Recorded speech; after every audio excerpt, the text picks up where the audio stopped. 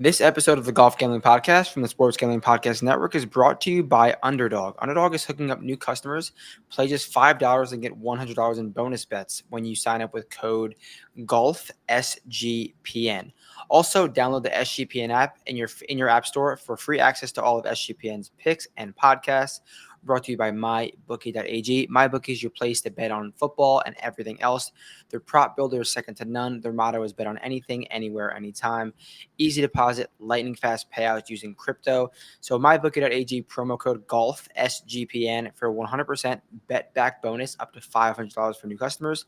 That's mybookie.ag, promo code GOLFSGPN.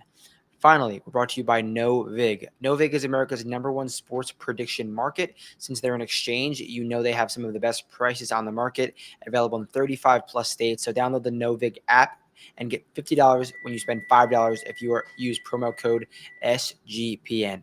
Get in on the action with NoVig, promo code SGPN. We're live. We have some golf to talk about. Had the Ryder Cup last week, so that's where we'll start. I know you weren't tuned in to all 72 hours of the Ryder Cup, but give me your thoughts on some of the decisions, the way it ended, and just the weekend of golf as a whole.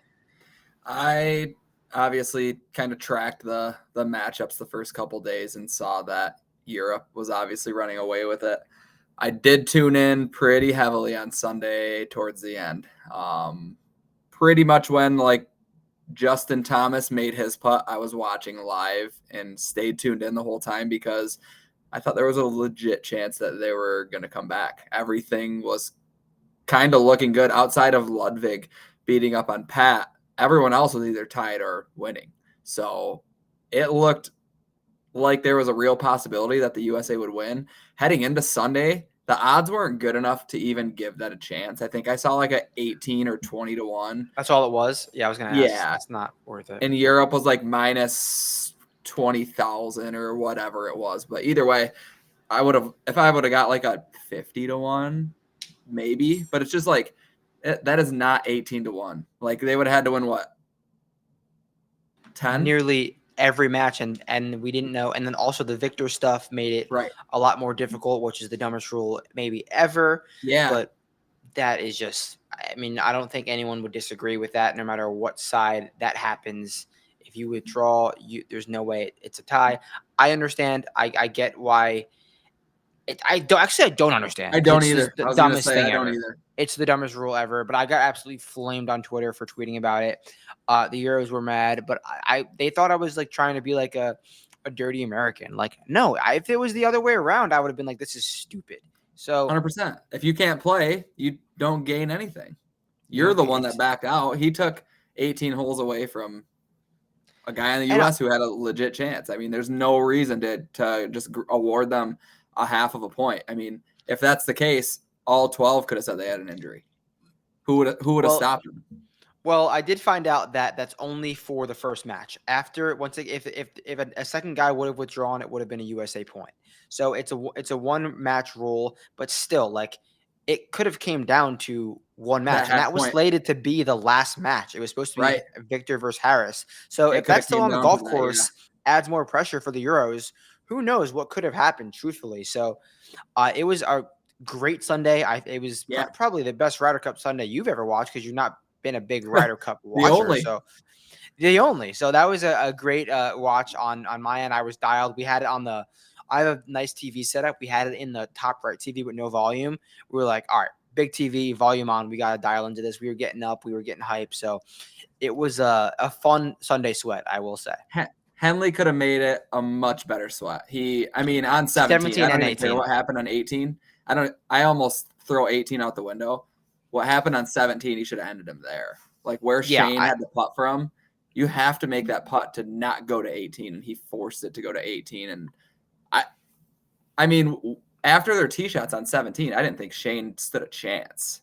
Right. I mean, that was truly like what Russ did, that second shot on 18. He put it to 9 feet, and then Shane hit it inside of him. Like, you can't leave it short on the line. If you're gonna miss it, you got to blast it through 25 feet and give him no read. But I mean, tough scene from Russ. He's gonna get a lot of backlash. He played great on Sunday. He didn't play great Saturday or Friday, but I don't know. I thought everyone gave a great effort except for Pat. Like Ludwig didn't play Ludwig didn't play great, and Pat just kind of did No. nothing on Sunday to give us that chance. Everyone else was there. Everyone else did what they had to do. Shout out Cam Young though. I know we both were high on Cam Young. We put him in that DFS lineup, and we thought great things of him going into the week, and he proved to continue that hot form that he showed in the summer. My season long, I texted one of my friends who has Cam at a pretty good price. I was like, well, your keeper's locked in for next year because Cam Young is back to Cam Young. Yeah, that was. Oh, I wouldn't say back to. I think he's a new level of Cam Young. A new level? Yeah, he is. He upped a level. He upped a major level. Speaking of next year and looking forward, what do we do with Pat heading into 2026? Like, what are realistic expectations? I was in the camp I said at the beginning of last year, I believe, that I'm not sure, like the Cantlays, Justin Thomases of the world, like win. And again, unless it's like a big event, like I can see one of them breaking through in like a major. And obviously, I was proven wrong with Justin Thomas winning the RBC Heritage. But like, I don't know how much they care. I really don't know how much they care. Truthfully, like they're making so much money. They're the face of the tour, and there's so much young talent that they know how much they have to grind, and the golf is such a fickle game. Pat has lost his putter for like the last 13 months. I don't know. And he's always at unbettable numbers. Like there's no reason for him to be in the 20s or 20-1 range. He hasn't won in ages. Same with Colin Morikawa, but we have to talk about Colin Morikawa too, because it was a disappointing week from Colin. He ended up, I believe, tying Tyrrell Hatton on Sunday, but he just was bad. He was the last guy on the team and looked like the last guy on the team. Yeah, and that was one of my bets I gave out on the show last week. Morikawa under 1.5, and I was a little hesitant just because you never know what you're going to get with Colin, but I thought it was kind of a layup. I bet it. I didn't bet that much on it because I wasn't like over the top about it, and I kind of mentioned on the show like I could see myself getting burned on this, but he finished with a half, right? Yeah. Yeah. So, I mean, great call there. I believe he only played 3 matches, maybe even 2. Not 3 matches. I think 2 losses and a tie. So, yeah, not great from Colin, but we kind of expected that going in. So, great call on that. Anything else you want to talk about on the Ryder Cup? Any other closing thoughts before we head into Sanderson? Nothing specific, really. No, I think I pretty much got everything out there. Yeah. All right. Before we get into the Sanderson Farms, talk to me about the football that went on in Ireland. Talk to me about your Vikings. It was the way I could sum it up from the short amount I watched was my best friend's a Steelers fan. I said this was almost the most Steelers loss of all time, and then it was the most Steelers win of all time. They won that with, I believe they had a few turnovers, a few key ones, and then they almost blew it away late with a fourth quarter field goal. So talk to me about the game. Carson Wentz. Pretty ugly again. I didn't love what he did against the Bengals when they won 48-6, and I think we saw some of that again this week.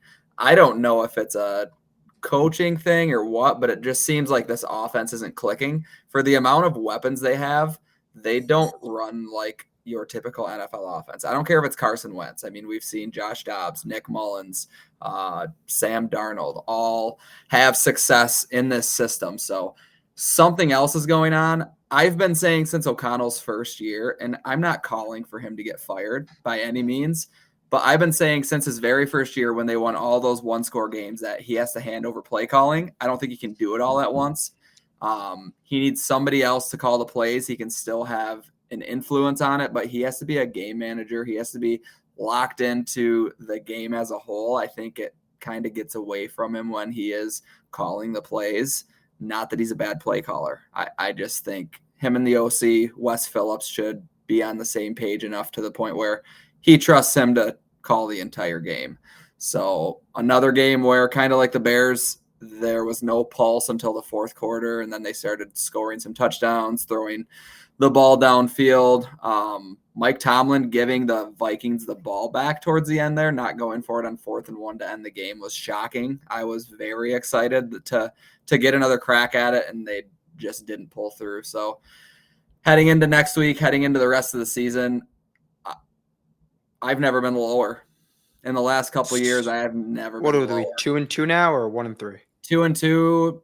Injuries are starting to pile up to the point where you can't really fill in that much. I mean, 3 offensive linemen who started the year, quote unquote, started the year as starters won't be in. Yeah, that's Ryan tough. Kelly's concussion might have been it for him. I don't know how much What's he's the got left. JJ deal? How long is he out for? Is he? JJ, they are really not saying anything. I don't know what's going on. I would assume, obviously, he's out this week. They have a bye next week, travel back. Good. I would assume Did he comes Carson look back better? the week after. Huh? Did Carson look like better than JJ, or did JJ I don't has to think look better? so. You don't think so? Almost interchangeable. It's a Yeah. scheme thing at this point, I think. But Okay. obviously, I want JJ to get the reps if he's able to. All right. Well, that's your weekly golf gambling podcast Vikings update as we will go on the rest of the fall. Let's get into what we came here for, the Sanderson Farms Championship. Few key names in this field: Akshay Bhatia, Minwoo Lee, Michael Thorbjornsen, Davis Thompson, Kevin Yu, and Rasmus Højgaard are the names from 20 to 25. Some of the bigger names in this field. This is a fun field, in my opinion. Yeah. We've seen this event go down to the wire. If you wanted Sunday Sweat, tune in. Who do you like from the top of the board? What's your thoughts on the golf course? What's your thoughts on this fall event? So thoughts on the CC of Jackson. Longer par 72, obviously one of the easier tracks that we see all year. Being in the fall swing helps, obviously. But looking at some of the past winners, like I looked at Kevin Yu's lead-in form last year. He was horrible. Yeah, Like, he just started striping and made some putts. Beat red across the board. He was gaining strokes nowhere for like a month, and then just came here, shot 23 under, and won the Sanderson Farms. But that kind of gives me a little more freedom to not go too much based off of form, especially in the fall. We see crazy things happen. I love the fall swing. And before we do get into this odds board, FedEx Cup fall now, only freeing up 50 spots is going to be a bloodbath. Like, this is going to be intense. These guys are playing for a lot. This is as competitive of golf as we're going to see. It might not be the biggest names in the world, but this is going to be some competitive golf because they're cutting down these fields fields and card lists every single year.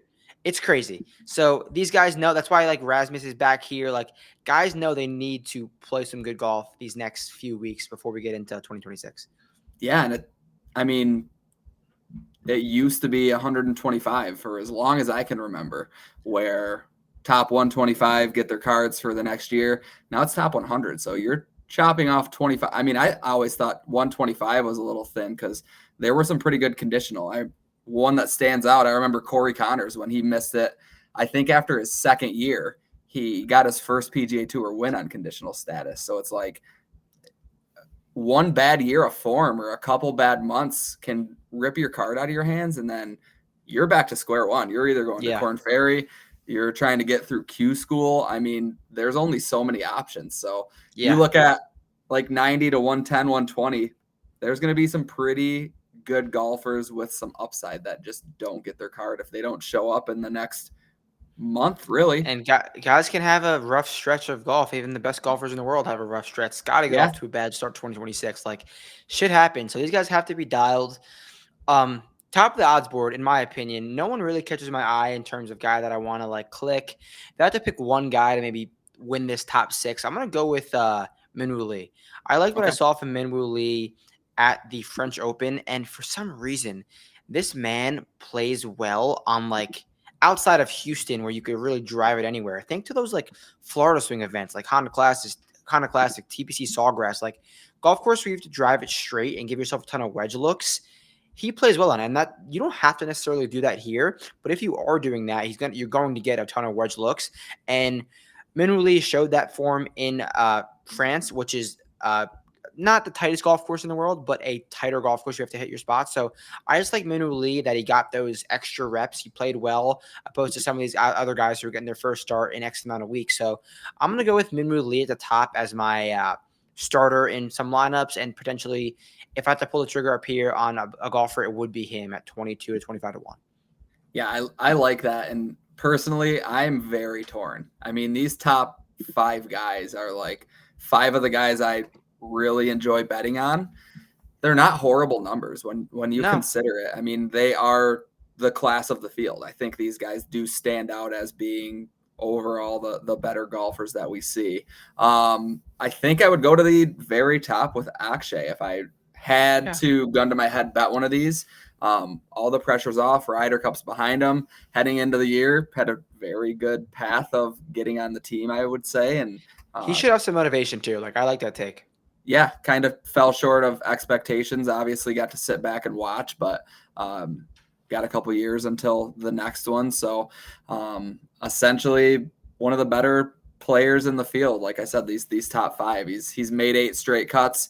With draw at the Wyndham, right in the middle of those 8 made cuts. But top 26 or better in his last 4. Liked what I saw at the Procore a couple weeks ago. T11. 5th in putting, and he gained over 6 strokes on approach. So Akshay at 20 is definitely worth a look. Not sure I'll get there, maybe in a matchup, but I think 20 is decent. And then Davis Thompson, 22-1. I don't think I can get there on an outright. We were so high on him to close that 25 season, and then he didn't win, but he played decent golf. So he cashed me a decent top 30 at the Procore. I threw a decent chunk on there. I got a pretty good number. So I like that. But really the 22-1 is just a FOMO thing. I hate the number. But yeah, if I did have to make a bet and I had to click between Akshay and Davis Thompson, I don't like Davis Thompson better, but I think I would have to click him. All right, let me ask you a different question, kind of a little off topic. Yeah. Akshay Bhatia, Minwoo Lee, Michael Thorbjornsen. Sorry, not Minwoo Lee. Akshay Bhatia, Michael Thorbjornsen, Davis Thompson, Max Homa, Luke Clanton, Jacob Bridgman. That's 5 or 6 names. How many of those guys are on the Ryder Cup team 2027? Over under 2.5. Over under 2.5. Akshay, Thorbs, Davis, Homa, Clanton, Bridgman. That's 6. Over under 2.5. I think it's 2. Okay. So I would think I would go under. Okay. Just because I'm slowly losing faith in Clanton. I love Bridgman. I don't know if he can. I don't want to say that. Never mind. Bridgman made the Tour Championship. I know. I was just gonna say I don't know if he can get there in 2 years, but I do think he can. So I'm not even gonna say that. How many of these golfers made the Tour Championship in the field? It could be. I think it won. It could just be Bridgman. He was at Eastlake. It could just be Bridgman. Yeah. So I mean, I guess that's a good transition into this next range. We'll go 30 to 40. Bridgman is at that 40-1 range on DraftKings. Then we got Nikolai, Posty, Rico, Grillo, Smalley, Homa, Wallace Hughes, Clanton, Keith Mitchell, Bridgman, Garrick Higo, Cam Champ, and Sam Stevens. Bigger range. 2 to 3 guys in this range that you want to give an eye on. You want to start with Bridgman. Do you like him this week or you like someone else? Someone else. And just to backtrack, Akshay was in the Tour Championship. Akshay. Okay. Akshay and so Bridge. Them too. So, which shocked me. I remember looking and I was like, well, I'm really surprised that he was there. But this next tier, Matt Wallace catches my eye a little bit. Ryder Cup snub? Yes. I don't know. If I had to go anywhere, it would be Wallace. I don't know from an outright perspective, but 45 seems like a pretty good number there. I like in this range. I like Clanton. I know you're out on Clanton, but I posted a video about him earlier today. He hit the ball well all year. He just could not make a putt. And the putter was not just bad, it was really bad. But we're getting him back on the Southeast. He's from Florida. He went to Florida State. His best surface has proven to be Bermuda.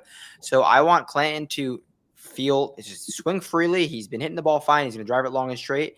And then hopefully make some putts because we've seen him play well in these birdie fests when he got his card, especially on Bermuda. So I think it's a fine number. And like I say with you, buy these young gun stock because they're going to pop at random when they pop.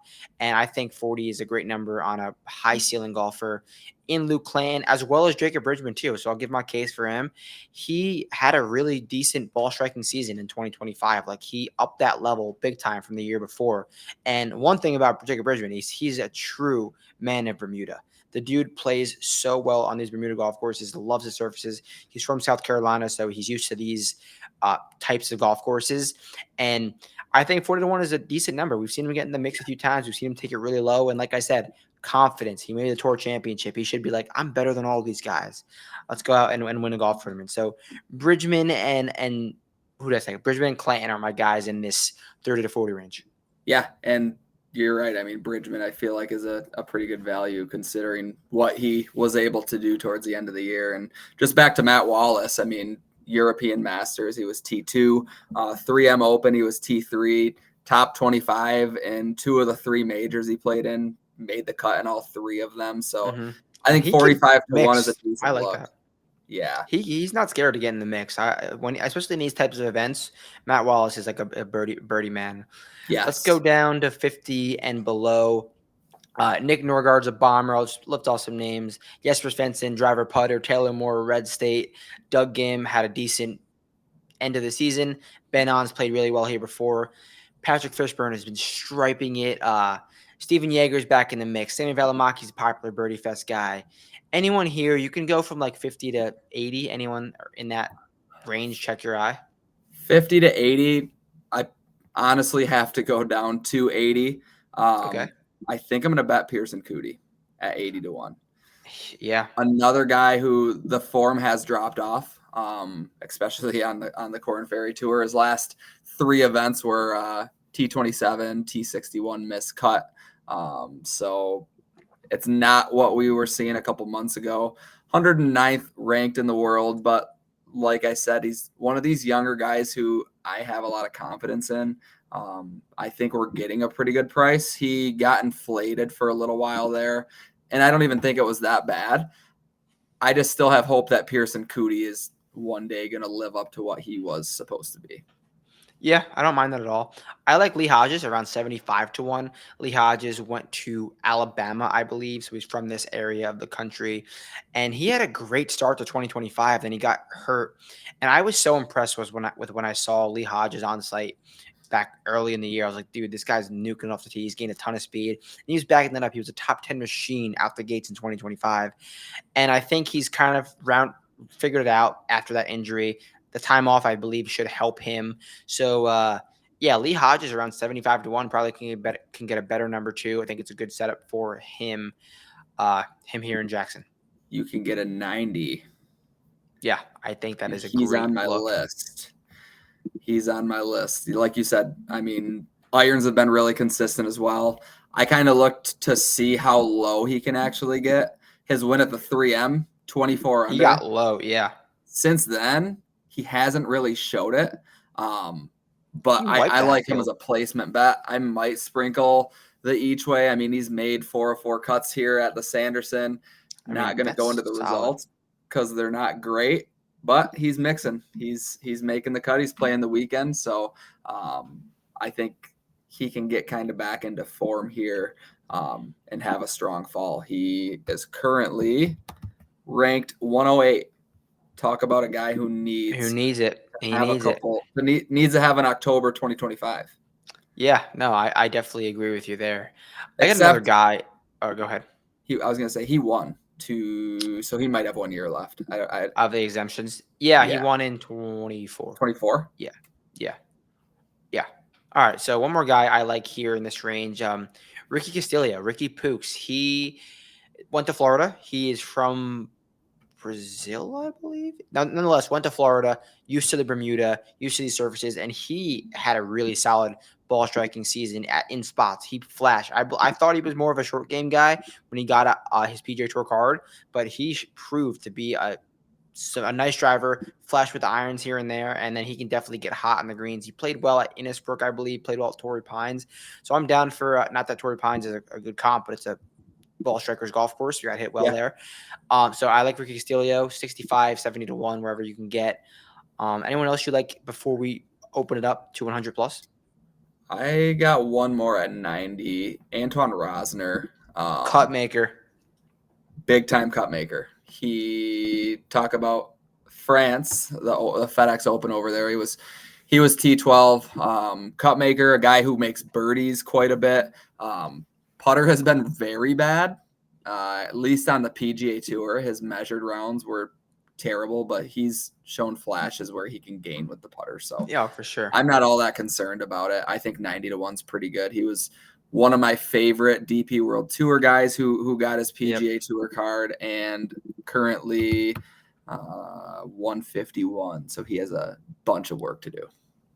I got two guys 101 and above. I'll start with Max McGreevy. Something you don't argue is Max McGreevy on Bermuda. I do not believe the form is very good right now. In fact, it's not very good, the ball striking form right now. But when he gets to these Bermuda golf courses, he simply figures it out. I don't know why, but he will treat you well when it gets into the Southeast. So I'm down for Max McGreevy. And then finally, Jackson Suber, 170, 200-1. He had some great flashes in the early parts of 2025. He also went to Ole Miss, so he should be very comfortable in the state of Mississippi. So I think Jackson Suber has a high ceiling and can get into the mix, especially on an easy golf course. I got one guy in the hundreds. Joseph Bramlett is in on a sponsor exemption. So literally, I think he was William Mao backed out and Bramlett got in. That's the only withdraw this week that I saw, at least. But made 3 straight cuts, improving slowly each week. He's had a better finish, but I'm mainly honing in on the Procore T26, and he was 3rd from tee to green, 4th in ball striking, 5th in approach. He's made 4 straight cuts at the Sanderson. Historically not putted too well here, but if he can turn the putter around at all, I think Joseph Bramlett at 100-1 is a pretty good bet, and he will be one of my placements that I throw in here.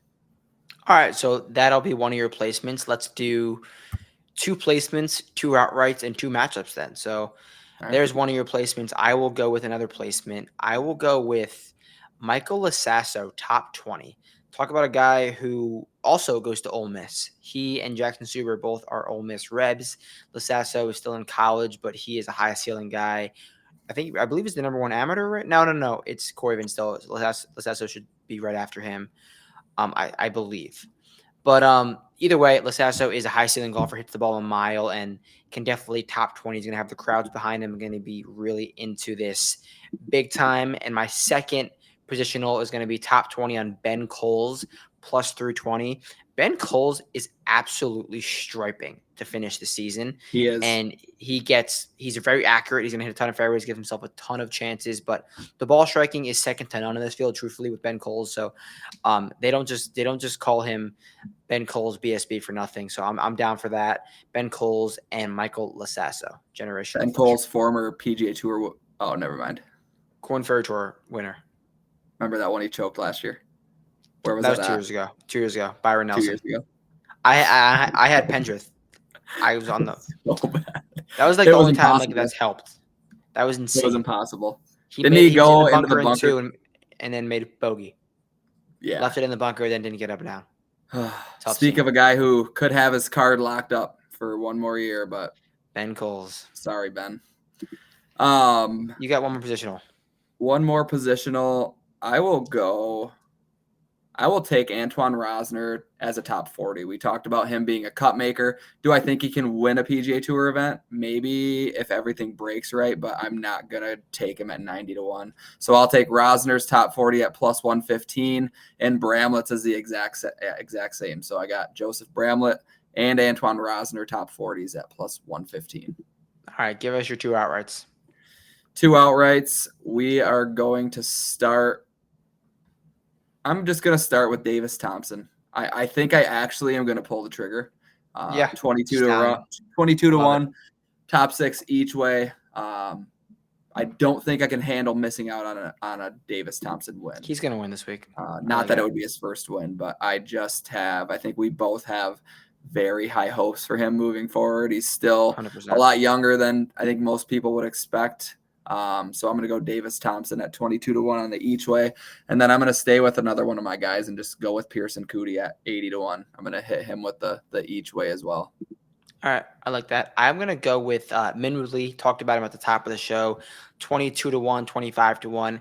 Obviously, love his ceiling. He knows he can win, and he knows he is the class of this field. And then the second one, I'll go with Max Homa. I didn't mention him. 40-1, 50-1 in some spots. Talk about a guy who has dog and will to win. Max Homa did. He got into the mix of the John Deere Classic, nearly broke through there, and he's kept that ball striking up. And if there's someone who is motivated, it's definitely Max Homa. I thought he was close around that John Deere Classic time, and then after that week, I thought his number would get slashed. It's not slashed yet, so I'm No. looking at Max Homa as a good fall guy. And I think there's a good setup for him here in Jackson. All right. Matchups. Yeah, you want to start us off? You got one? I will start it, yeah. Let's go. I will go with Michael Thorbjornsson over Rasmus Højgaard minus 125. I was going to say the exact same matchup. I feel like it was a long week for Rasmus. Didn't play great. Didn't look great. I'm willing to lay the minus 125. So we will team ride that one. Wow. We might have to team ride too. I think Bridgman minus 115 against Higo is. Oh, I love that. I gotta find that one too. We're done here. I'm gonna give out one more, but I love that one. I totally agree with that one. My second matchup is Max Homa minus 115 over Cam Champ. Yeah.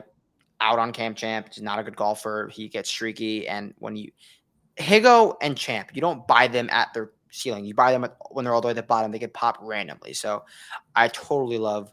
I'm gonna find some more matches probably, but those three Homa could miss the cut and win that matchup with ease. I'm totally with you there. That wraps it up. Any closing thoughts from you, Dom?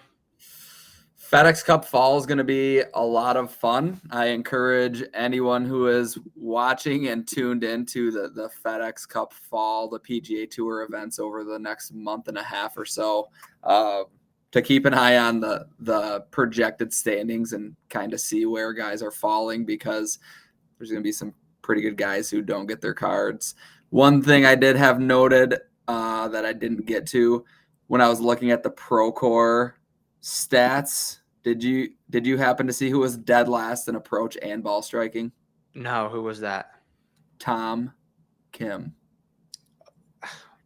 A true what happened to you moment. Like, he's a lost man. He is a very lost man. It's currently 99th. Very sad. Very, very sad. But this would be what a remarkable October this would be if he can turn things around. That's just. I don't know how he's 99th. I genuinely don't know how he's 99th. That is. Yeah, I mean, he's got to figure it out. He's got a new caddy in the bag, so I'm not going to buy anything, but I'm definitely will be monitoring his situation. Yeah, that's all I got. That's all you got. Well, Dom, thank you for joining me. Good luck to your Vikings. They're in London this week, I believe. Yep. London this week. And we'll see you next week for, I believe, the Bay Current. Who can forget about the Bay Current over in Japan? Of course. So catch you guys next week. And best of luck. Peace out. See ya.